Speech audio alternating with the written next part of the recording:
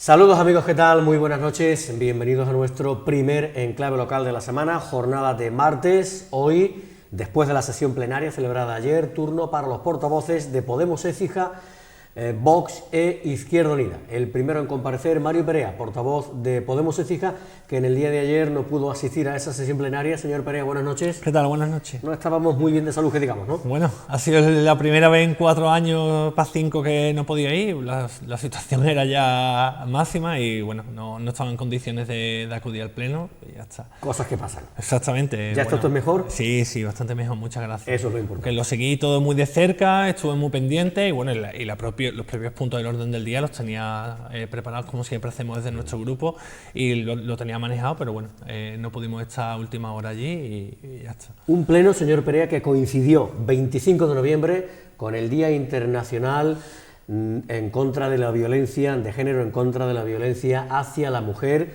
y ayer se celebraba esa concentración, manifestación que partían desde la Plaza de España y que hubo parada a las puertas del Palacio de Benamejí para que allí se pudiera leer un manifiesto de condena de todo lo que tiene que ver, obviamente, con este asunto, y sé que usted quiere hacer alguna reflexión al respecto. Bueno, un día más que necesario con esta reivindicación que es el 25N en contra de la violencia machista, y creo que también institucionalmente marcado por varias cosas. Yo primero voy a hacer una reflexión propia. La reflexión propia es que es muy significativo, ¿no?, que haya pleno el mismo día, a la misma hora que se está haciendo esa reivindicación en la calle. Yo creo que refleja muchas veces lo hermético, el búnker que es muchas veces las instituciones y lo perdido que está respecto a la lucha en la calle. Si a mí me dijeran, es que en este pleno hay puntos que es de estricta necesidad, que por urgencia se prueben hoy, ahí no hay problema, desde luego, vamos y lo aprobamos. Pero no habiendo esa necesidad, yo creo que el alcalde debería haber puesto el pleno un día después, un día antes, 2 días después, porque no pasa nada, se puede hacer, hay competencias como para hacerlo, y yo creo que es muy significativo, ¿no?, que el resto de concejales estuvieran encerrados allí dentro como ausentes y sí que prepararan la manifestación para acabarla allí. Yo lo hago como reflexión propia. Yo creo que los representantes primero tienen que tener el pulso de la calle para saber a quién representa, porque si no muchas veces se les olvida a quién están representando, y hay que estar en la calle firmemente. Y la segunda reflexión es un día marcado institucionalmente también, porque por primera vez, me parece que en 24 años, 25 años, lo desconozco exactamente porque yo no estaba ahí siquiera, yo no sabía ni que iba a entrar en política, no se pudo hacer una declaración institucional, para que lo sepa la gente en casa que no tenga constancia. Bueno, es un posicionamiento ideológico, político, que hace su institución, en este caso la institución es el Ayuntamiento de Écija, y para que se haga tiene que haber unanimidad, es decir, todos los partidos políticos que estén representados en ese ayuntamiento tienen que estar de acuerdo. Ya llevan, como digo, unos 24 o 25 años donde se hace una declaración institucional por parte de todos los grupos del Ayuntamiento de Écija, y esta vez no se ha podido hacer porque uno solo, Vox, no ha estado de acuerdo. No está de acuerdo en el texto porque sigue pensando esta historia de que la violencia no tiene género, violencia intrafamiliar, que no sea violencia machista. Yo no lo voy a extender mucho aquí porque son varios temas los que vamos a tratar, pero el primer problema que tú tienes que tener claro, o lo primero que tú tienes que tener claro para atajar un problema es identificarlo. Identificarlo también quiere decir usar el lenguaje correctamente. Yo voy a poner un ejemplo que a lo mejor queda un poco difuso, pero yo creo que ayuda a manejarlo mejor.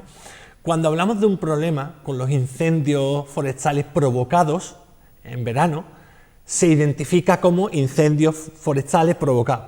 Tiene un nombre concreto porque requiere de una serie de actuaciones en concreto. No valen con la genérica. Alguien nos dice hay un accidente para referirse a un fuego provocado. Esto es lo mismo. Para mí es lo mismo. Esto no es un accidente, esto no es una violencia del azar, de una relación por casualidad, porque las cifras están ahí, porque el número de víctimas que son mujeres a manos de sus parejas o exparejas o en relaciones sentimentales es el 95% de las que existen. Más de 50 lo que va de año. Exactamente. Yo creo que el dato es bochornoso y requiere una serie de actuaciones que sean concretas.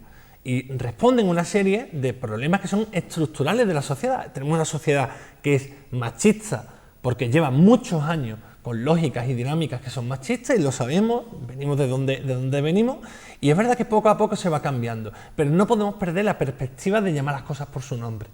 Igual que a las víctimas del terrorismo se llaman víctimas del terrorismo, no se les llama que son víctimas de un accidente, porque tienen un nombre y apellido en concreto. O sea, las cuestiones que uno quiere erradicar necesita identificarlas con un nombre concreto. Por tanto, total rechazo a esta posición que había, que además rompe el consenso que teníamos todos los grupos políticos, todos, incluidos PP, Ciudadanos y demás, aunque a PP y a Ciudadanos no le tiemble el pulso en blanquearlo en la Junta de Andalucía, pero en lo local había un consenso a la hora de aprobarlo. Desgraciadamente es una dinámica que está utilizando Vox en todos los ayuntamientos, porque así se posiciona respecto a algo, así la gente habla de ello, pues yo creo que es una posición cobarde, que no va al eje del problema, exactamente. Respecto al orden del día, mociones, etcétera, algo que comentar. A ver, yo voy a hacer un análisis en términos genéricos, analizando 3 de las mociones que habían, 4, porque yo creo que reflejan mucho el estado, el reflejo y las carencias que sigue teniendo Écija en cuestiones un poco más genéricas, ¿no? En servicios generales, por así decirlo. No hablamos de lo concreto, que es la que sí que llevaba algo un poco más concreto, era el Partido Popular, que buscaba pues hacer una bolsa de aparcamiento por la falta de aparcamiento que estaban habiendo. Yo siempre estoy de acuerdo en que haya mejora en la comodidad de los usos, pero tenemos que ser conscientes, una vez más digo la reflexión, tenemos que ser conscientes que es una ciudad que es pequeñita, que salvo necesidades, por falta de movilidad, porque tengas un negocio, porque tengas una cochera, porque seas habitante del centro de Écija, tenemos que acostumbrarnos a hacer el menor uso posible de los vehículos. Sí que es verdad que Écija, para dinamizar lo que es el centro, para peatonalizar y para que tenga un futuro con el comercio, tiene que tener bolsas de aparcamiento aledañas. Yo siempre hago la misma, desde nuestro grupo hacemos la misma reflexión. Vale que tú quieras peatonalizar, pero si tú quieres potenciar el comercio, tienes que permitir aparcar por lo menos alrededor, porque el centro comercial te lo da ya todo. O sea, tú tienes que darle un aliciente que no te cueste más que ir al centro comercial, por lo menos lo mismo. Si no le das mejores prestaciones, que yo creo que se puede conseguir, por lo menos le das las mismas, que es aparcamiento gratuito y todos los comercios a la mano. Claro, eso tienes que dárselo con unas bolsas de aparcamiento. Por tanto, esa era la moción que presentaba el Partido Popular. Por ejemplo... Después, dos de ellas, y la hago ya genérica, es falta en 2 recursos que provienen de la Junta de Andalucía. Educación y sanidad. Exactamente. Sobre educación iba la moción del Partido Socialista, bueno, pues denunciando una serie de carencias que existen en nuestro municipio, carencias evidentes en materia, por ejemplo, en cuanto a lo que es recursos de personal en diferentes centros educativos, en la práctica totalidad de los centros educativos. Hablamos de profesores para niños y niñas, alumnos y alumnas con necesidades especiales, y luego también determinadas infraestructuras en muchos de los centros educativos de la ciudad. ¿Algo que comentar, portavoz, sobre esa moción del PSOE? Como una introducción, para nosotros y nuestro grupo ha sido una prioridad. Llevamos más de 2 meses, 3 meses prácticamente, desde que fuimos conscientes de que faltaban profesores de audición y lenguaje, en este caso en el Miguel de Cervantes, el PUA. Después hemos ido teniendo diferentes contactos en diferentes colegios. Para nosotros la cuestión de educación ha sido un tema muy fundamental, y en los 4 años en los que hemos estado hemos tenido diferentes reuniones, o con AMPAs, o con directores de colegio, o con grupos de padres organizados de forma independiente. Pero nos preocupaba mucho, porque de ahí depende cómo evolucione un alumno que tiene necesidades especiales y por eso requiere de esa atención de un profesor de audición y lenguaje, por ejemplo, que eran ya 3 meses sin tenerlo, y vamos, para nosotros era una cuestión fundamental. Ya le vale al PSOE también acordarse ahora de los recortes. Parece que antes, cuando estaba gobernando Susana Díaz, no había recortes, y también lo seguían habiendo. Pero es verdad que la consejería que tiene Ciudadanos en la Junta de Andalucía y el gobierno del PP parecía difícil, pero se han superado, lo están haciendo peor todavía.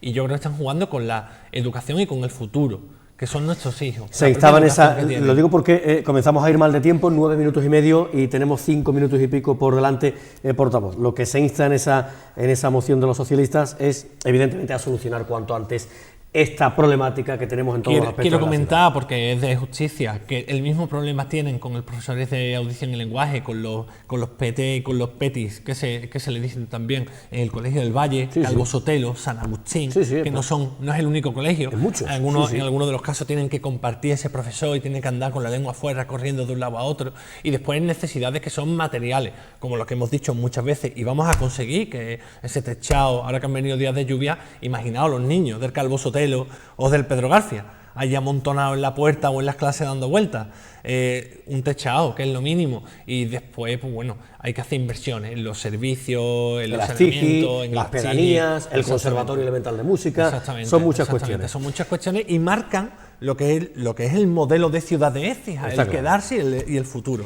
Sobre sanidad, la moción de Izquierda Unida que reclamaba también, porque es verdad, lo denunciaba el otro día Eligio García, el portavoz de Izquierda Unida, una problemática que viene existiendo en el Centro de Salud del Almorrón en cuanto al servicio de pediatría.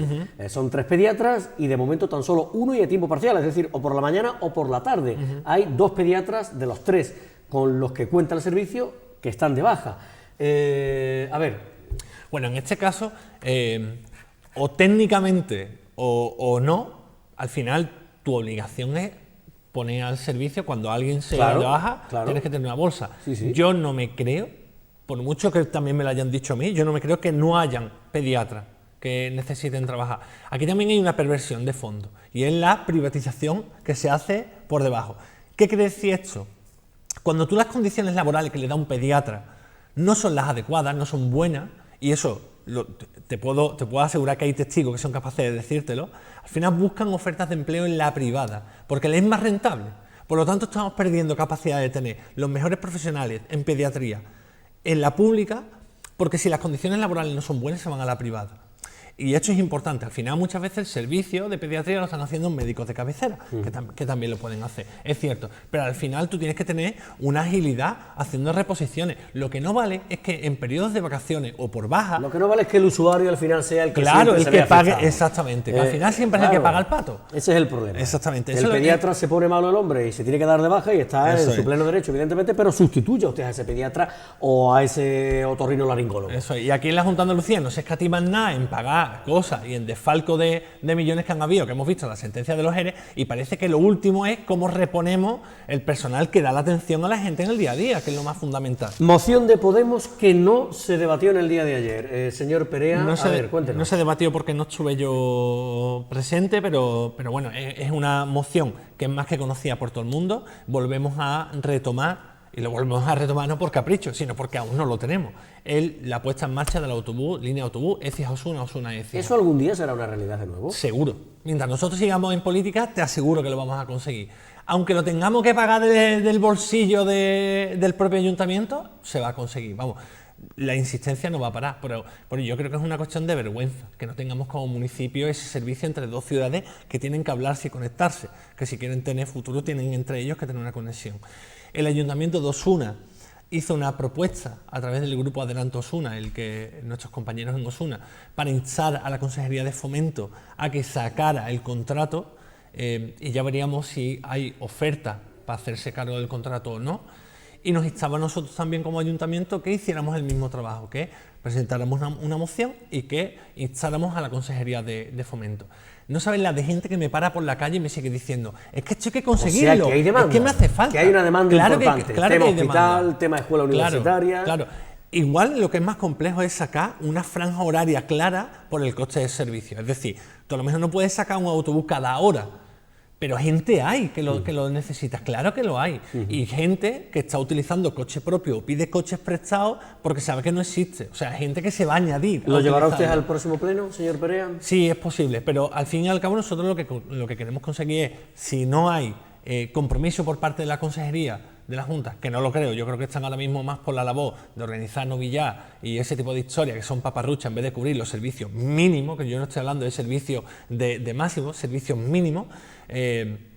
Yo creo que si no lo hacen, nosotros como Podemos vamos a intentar organizar una plataforma con todos los usuarios que lo necesiten, por lo menos los de la universidad, los que vayan Écija-Osuna, Osuna-Écija, y pedirle al ayuntamiento que pague una parte de ese servicio, porque yo creo que es lo mínimo. El ayuntamiento de Écija no puede darle la espalda a una necesidad que tienen sus vecinos y sus vecinas. Señor Perea, muchísimas gracias por su presencia aquí esta noche. A ustedes por invitarme. El portavoz de Podemos Écija, Mario Perea. Turno para Íñigo Osuna, portavoz de Vox, en cuestión de unos segundos aquí en nuestro espacio en clave local. Hasta ahora.